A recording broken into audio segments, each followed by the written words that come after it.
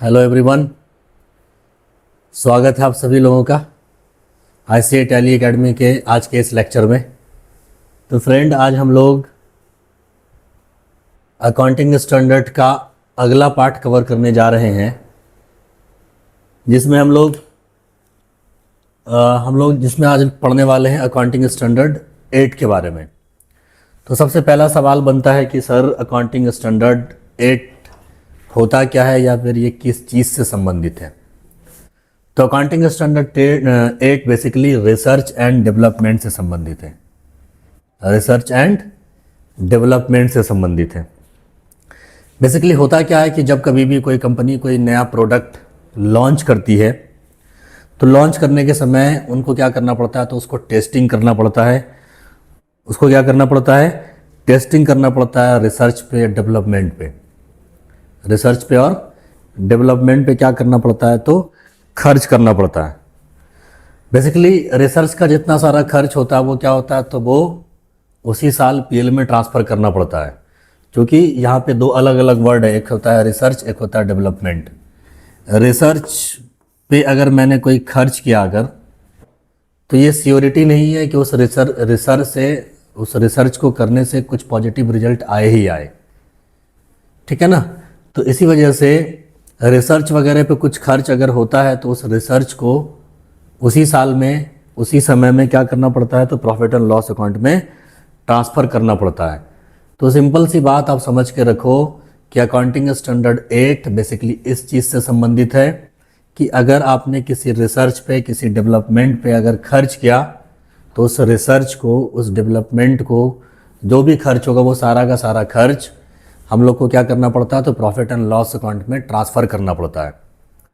और वर्तमान में ये अकाउंटिंग रिसर्च एंड डेवलपमेंट के बारे में जो भी चीज़ें हैं वो ट्रांसफ़र कहाँ पे हो गई हैं, तो वो ट्रांसफ़र हो गई अकाउंटिंग स्टैंडर्ड 26 में। प्रेजेंट समय में अकाउंटिंग स्टैंडर्ड 8 में पहले जो रिसर्च एंड डेवलपमेंट की जो बातें थी वो अभी ट्रांसफ़र होकर कहाँ पे आ चुका है, तो वो ट्रांसफ़र होकर आ चुका है अकाउंटिंग स्टैंडर्ड 26 में, यानी कि इंटेंजिबल एसेट्स में। किस चीज़ में, तो इंटेंजिबल एसेट्स में। तो ये अकाउंटिंग स्टैंडर्ड 8 के बारे में समझा आप लोगों ने। एक है आपका रेवेन्यू रिकॉग्नाइजेशन। क्या कह रहा है आपको कि deals with the timing and basis for the recognising revenue from sale, service, interest and royalty.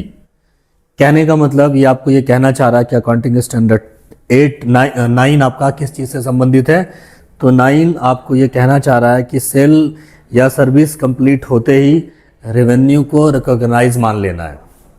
Cell को या सर्विस को कंप्लीट होते ही क्या मान लेना है आपको, उसको आपको रिकॉग्नाइज मान लेना, उसको आपको इनकम मान लेना। जैसे सपोज करो कि हमने किसी कस्टमर को सामान बेचा, भले कस्टमर ने पैसा नहीं चुकाया, पैसा नहीं भी चुकाएगा तब भी क्या करेंगे, तब भी हम उसको सेल मान लेंगे, तब भी क्या करेंगे, हम लोग उसको सेल मान लेंगे। सपोज करो कि मेरे बिजनेस के अंदर में कोई कस्टमर आए और कस्टमर ने क्या किया, ऑर्डर किया, पिज़्ज़ा ऑर्डर किया, बर्गर ऑर्डर किया। अब बर्गर जो ऑर्डर किया, मेरा जो स्टाफ उसको लेकर जाएगा, उसको जो देगा सामान, तो स्टॉक ने मतलब मेरे स्टाफ ने जैसे उसको सामान दिया, अभी भले ही वो खाना खाने के बाद बिल पे करेगा, सामान जैसे ही पे कर दिया और मतलब सामान जैसे ही दे दिया हमने उसको कस्टमर को अपने स्टाफ के माध्यम से, तो ये भी क्या हो जाएगा, ये भी एक तरीके से सेल हो जाएगा, यानी कि सेल रिकॉग्नाइज हो गया आपका।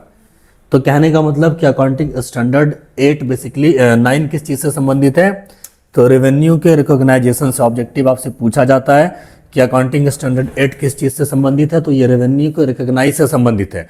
रेवेन्यू रिकॉग्नाइज का मतलब क्या, कि आपने सेल कर दिया, भले पैसा आए या नहीं आए, उसको बेसिकली हम लोग अकाउंटिंग स्टैंडर्ड 9 के तहत उसको हम लोग रेवेन्यू मान लेते हैं। रेवेन्यू उसको मान लेना पड़ता है, ठीक है ना।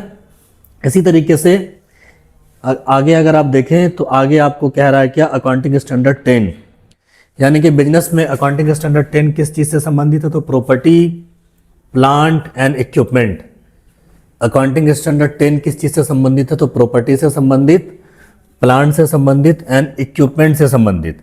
यानी कि टेंजेबल प्रकार का जो एसेट्स होता है ना, टेंजेबल एसेट जो होता है वो आपका प्रॉपर्टी हो गया, प्लांट हो गया, इक्विपमेंट हो गया, ये सब सारी की सारी चीज़ें टेंजिबल फिक्स एसेट्स से संबंधित अगर कोई भी नाम हो, कोई भी एसेट्स हो, उसके बारे में वो सारी बातें कहाँ पे दिखेंगी आपको, तो वो दिखेगा आपको अकाउंटिंग स्टैंडर्ड 10 में दिखेगा।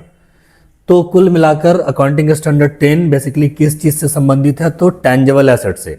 टेंजिबल एसेट्स को किस तरीके से यूज़ करना है, किस तरीके से आपको उसको डेप्रिसिएशंस लगाना है, डेप्रिसिएशंस लगाने का तरीका क्या होगा, डेप्रिसिएशंस लगाने का नियम क्या होगा, किस तरीके से फॉलो करेंगे, किस तरीके से उसको राइट ऑफ करेंगे, किस तरीके से उसको बंद करेंगे, ये सब सारी चीज़ों से